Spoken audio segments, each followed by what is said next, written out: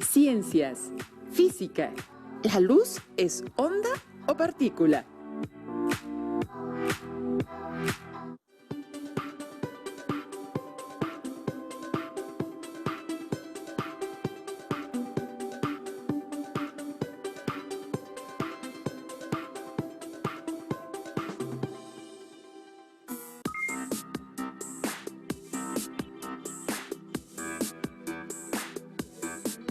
Bienvenidas y bienvenidos todas y todos los estudiantes de segundo grado de secundaria y público en general a una sesión más de Aprende en Casa 2 en la materia Ciencias Física.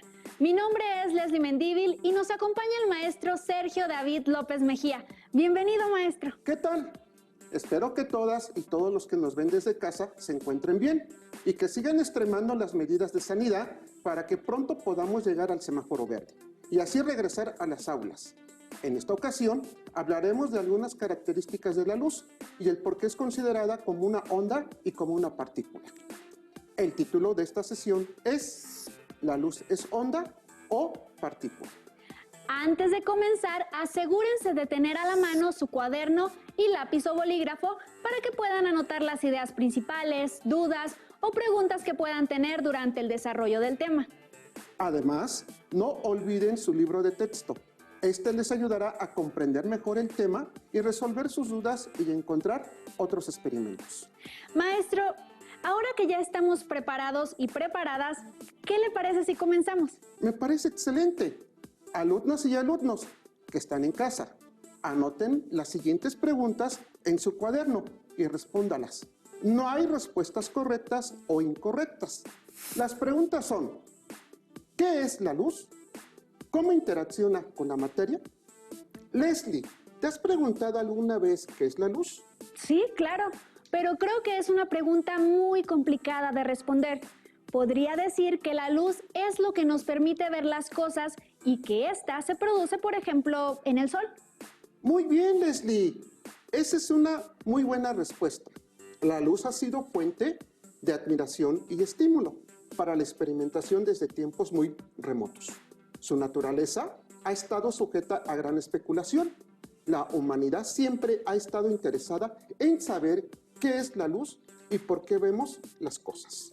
La evidencia más antigua que se conoce sobre la utilización de la luz data del momento cuando nuestros antepasados aprendieron a manipular el fuego, que les permitía cocinar sus alimentos, proporcionarles calor e iluminarlos.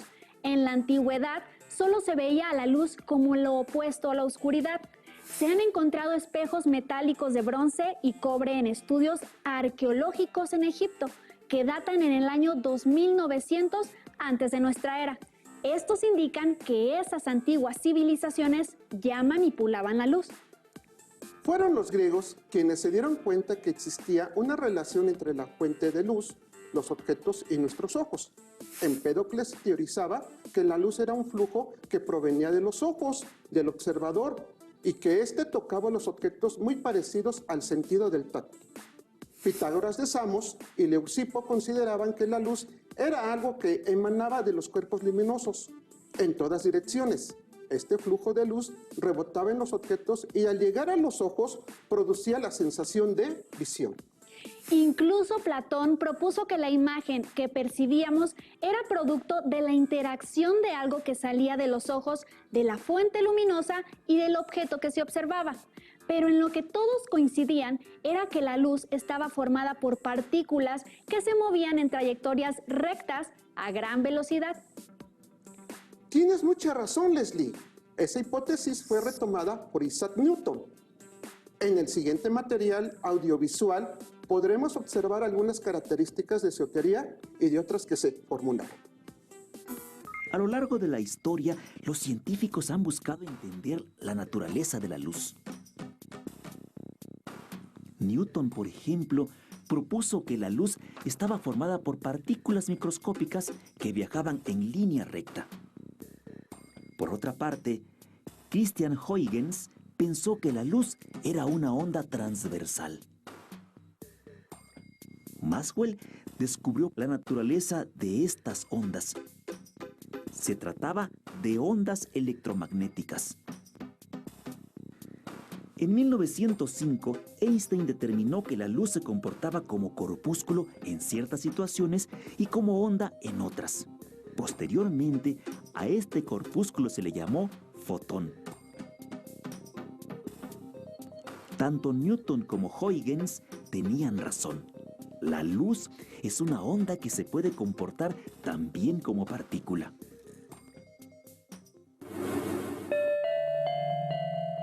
Para observar cómo se comporta la luz, hagamos la siguiente actividad. Utilizaremos cajas del mismo tamaño, elaboradas con distintos materiales: cartón,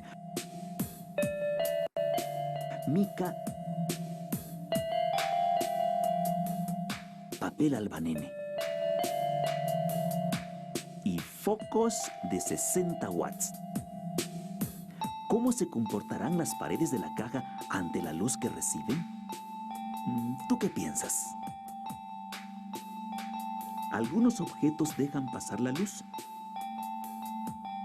Otros tan solo un poco. Y otros más impiden su paso. En la naturaleza encontramos objetos transparentes, translúcidos y opacos. Maestro, ahora veo que la luz sí es una partícula, tal y como lo decía Newton. No exactamente. Su teoría presentaba dificultades para explicar algunos fenómenos ópticos. Todos los fenómenos ópticos eran atribuidos a las interacciones mecánicas entre las partículas, tales como las atracciones, repulsiones y choques. Maestro, para que nos quede más claro, ¿nos podría explicar a qué se refiere con fenómenos ópticos? Me refiero a la reflexión, la refracción y la difracción. Para que nos queden más claro, veamos el siguiente material audiovisual. Podemos ver los objetos porque la luz se refleja en ellos y llega hasta nuestros ojos.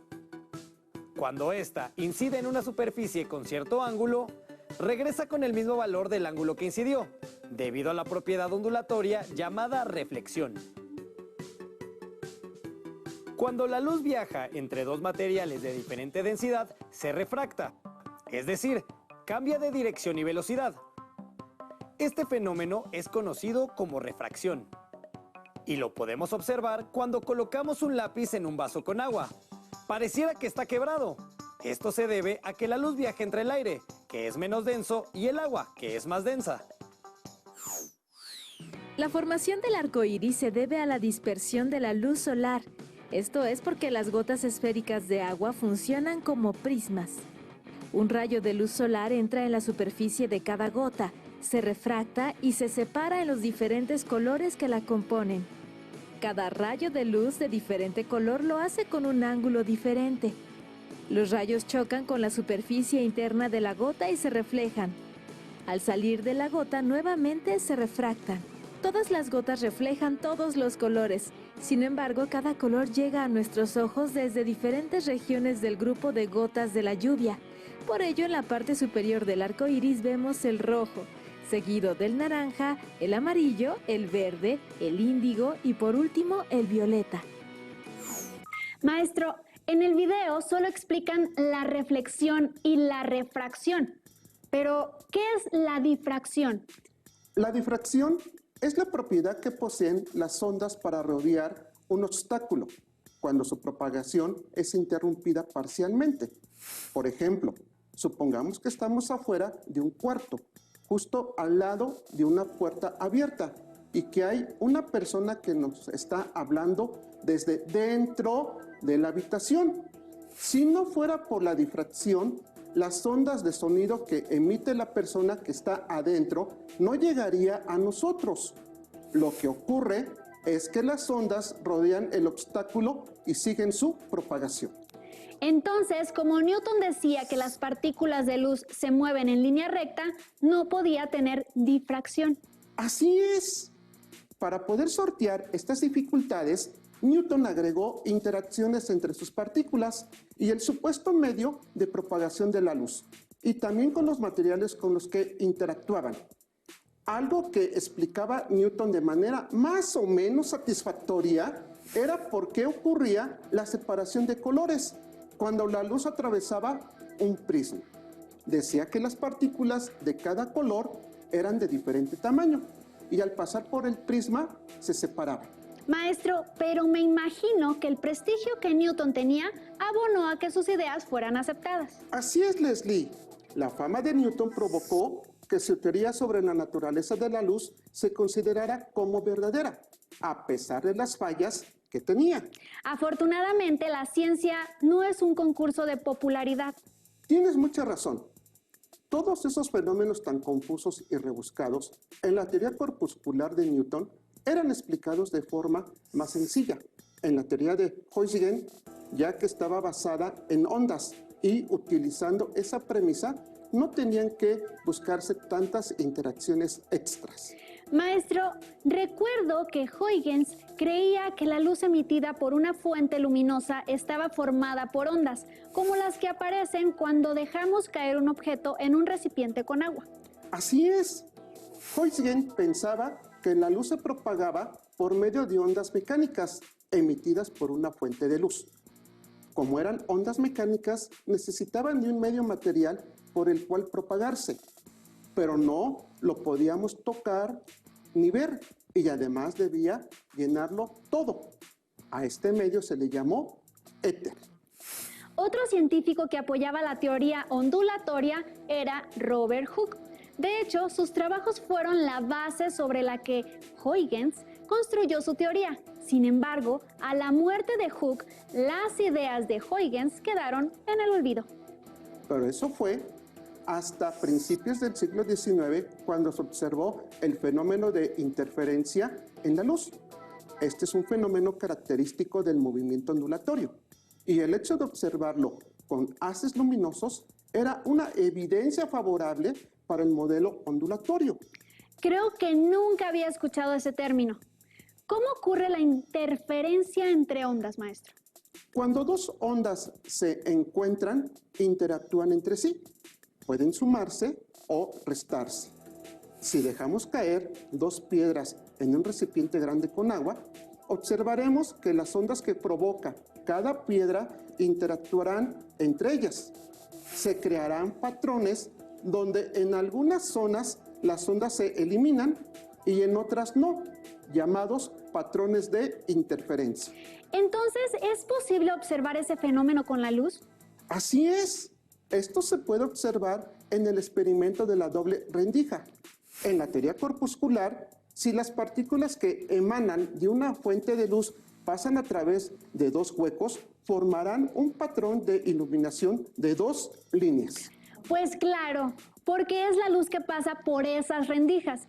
Entonces, si proyectamos la luz sobre alguna pantalla, deberíamos ver dos líneas iluminadas. Sin embargo, en 1801, el médico y físico Thomas Young realizó el experimento de la doble rendija con un haz de luz. Y lo que observó no fueron dos líneas iluminadas. Lo que pudo ver fue un patrón de líneas iluminadas y oscuras, como el que se muestra en la imagen. ¿Y ese patrón es el resultado de la interferencia de la luz? ¿En verdad que no tiene nada que ver con lo que se esperaría según la teoría corpuscular? Así es. Ese patrón de líneas iluminadas y oscuras solo se podría lograr si la luz fuera una onda.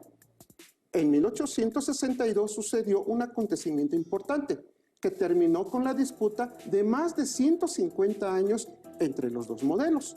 El físico francés Léon Foncal logró medir la velocidad de la luz en el aire y en el agua, comprobando que la luz viajaba a menor velocidad en el agua. Esto contradecía la teoría de Newton acerca de la naturaleza de la luz y sus ideas tuvieron que ser rechazadas definitivamente, ya que contradecía los resultados experimentales. En 1864, el físico escocés James Clerk Maxwell explicó que los fenómenos eléctricos están relacionados con los fenómenos magnéticos.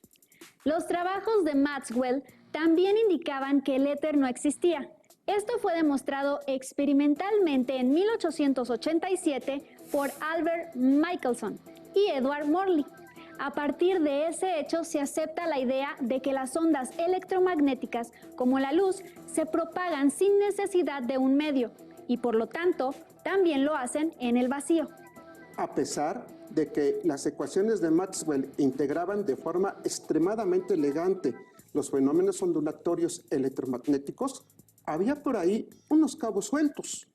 El primero era el efecto fotoeléctrico.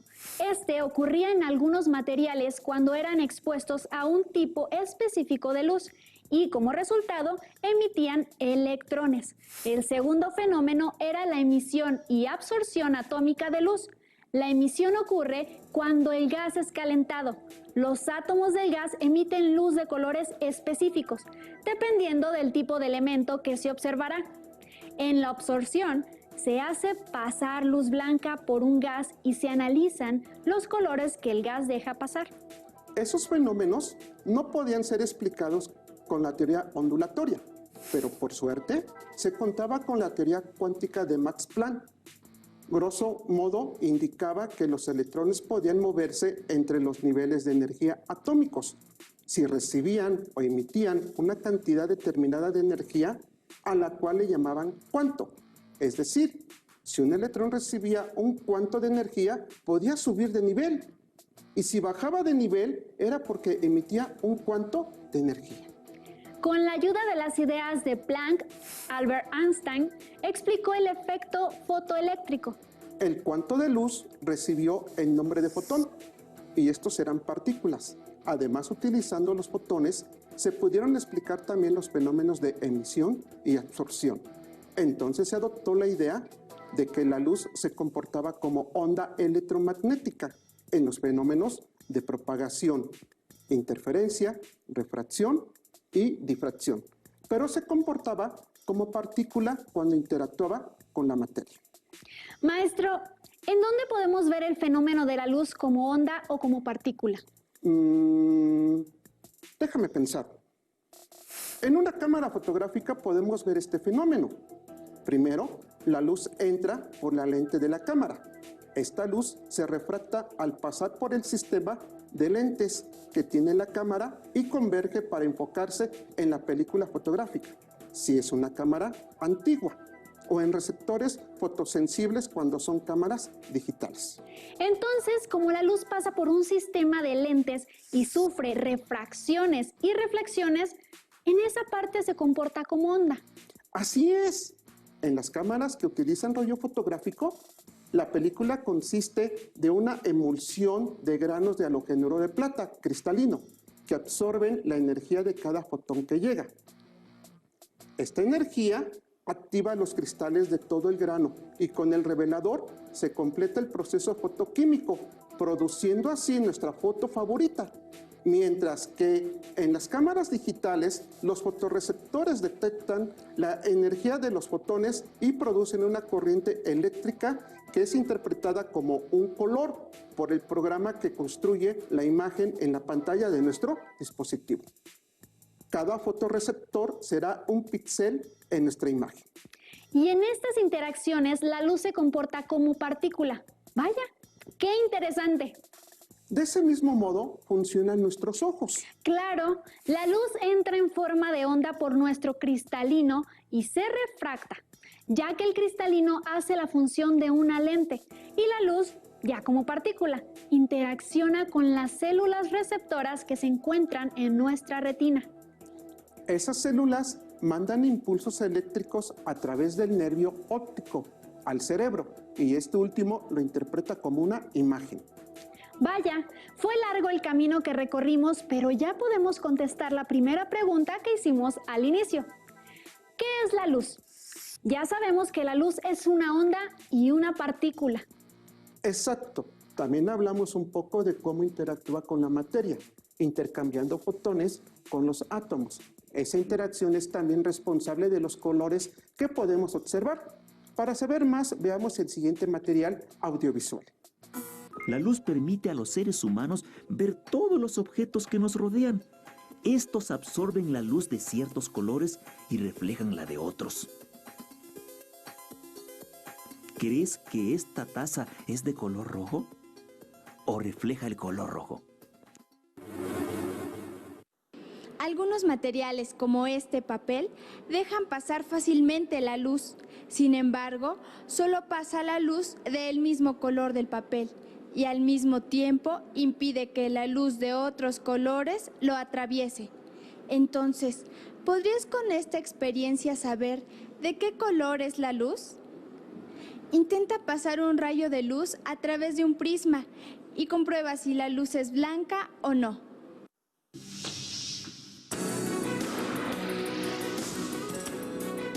¿Sabías que algunas especies de animales no ven los colores? Algunos animales, como los perros, no pueden ver todos los colores. Su visión se limita a matices entre el blanco y el negro. En cambio, los peces y algunas aves pueden captar los colores y formas del medio que les rodea. Algunos insectos tienen un registro diferente. Pueden detectar luz ultravioleta. Por ejemplo, una flor que para el ser humano es blanca, para ellos es azul verdosa. Ciertos movimientos de los electrones en el átomo producen la emisión de luz. Cuando un electrón en un átomo pasa de un nivel energético a otro menor, se produce la emisión de un fotón. Entonces, cuando percibimos que algo es de un color determinado, es porque sus átomos absorbieron la luz de todos los colores, pero solo emitieron el del color que vemos. Exactamente, lo explicaste muy bien. ¿Y qué pasa con las cosas que son de color blanco o negro?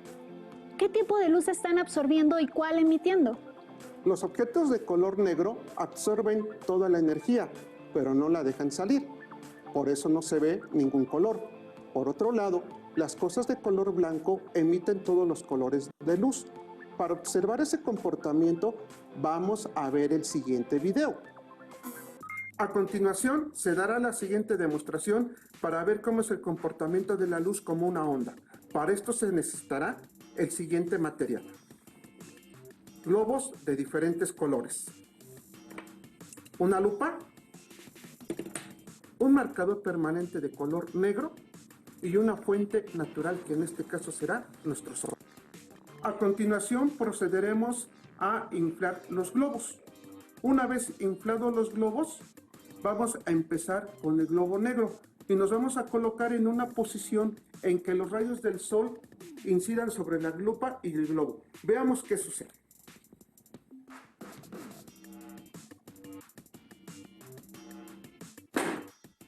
Si se dieron cuenta, el globo negro no tardó en reventar.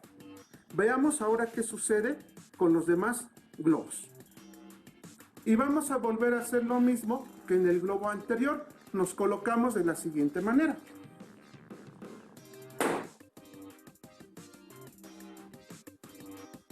Continuamos con el siguiente globo.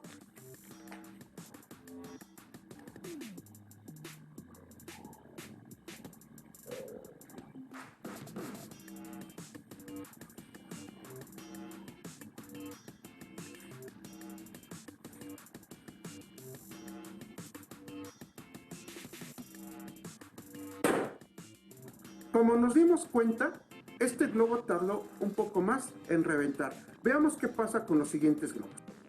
Continuamos con el rojo.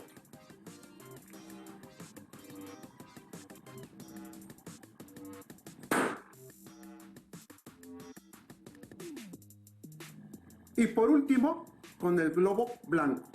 Veamos qué pasa.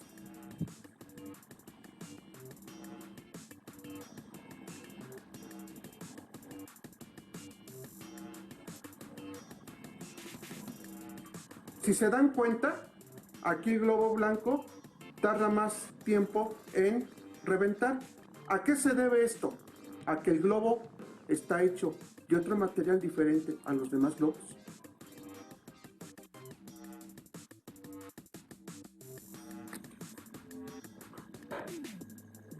Vean aquí, colocamos un punto a un tamaño considerable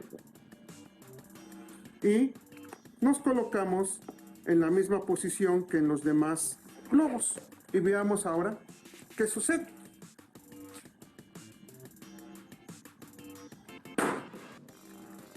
Como se dieron cuenta, el globo blanco reventó cuando se le colocó un punto negro. Esto fue debido a que los colores oscuros absorben más los rayos solares que los colores claros. Con esto queda demostrado que la luz viaja en forma de onda. Ahora pregúntale a tu maestra o maestro por qué se nos dificulta visualizarlo en forma de partícula. Gracias. Maestro, estuvo muy interesante el experimento. Además, es muy fácil de reproducir en casa. Con esto concluimos la sesión de hoy.